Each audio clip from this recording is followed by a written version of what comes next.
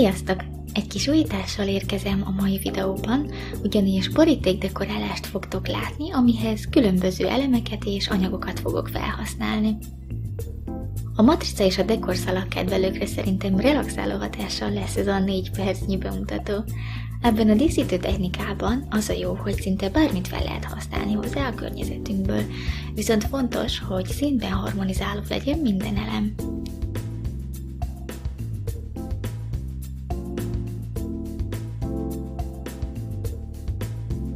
Én a barna szín mellé szürkét választottam, ennek a két színnek az árnyalatait szeretném kihangsúlyozni és kombinálni egymással.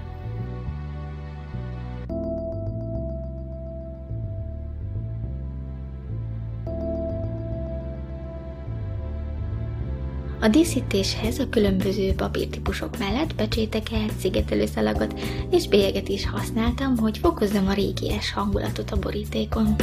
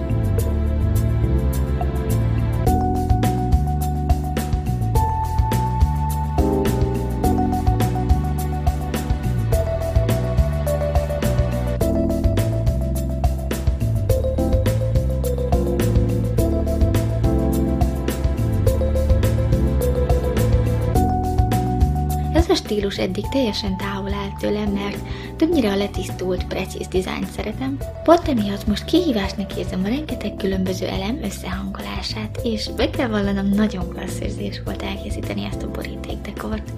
Bátran próbáljátok ki ti is!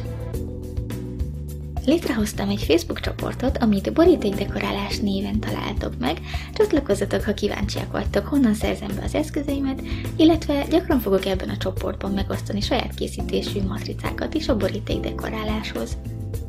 Remélem tetszett az újítás, ha szeretnétek még ilyen témájú videót látni, nyomjatok egy lájkot és írjátok meg kommentben, ti honnan szoktátok beszerezni a matricáitokat, dekorszalagaitokat. Köszönöm, hogy itt voltatok, sziasztok!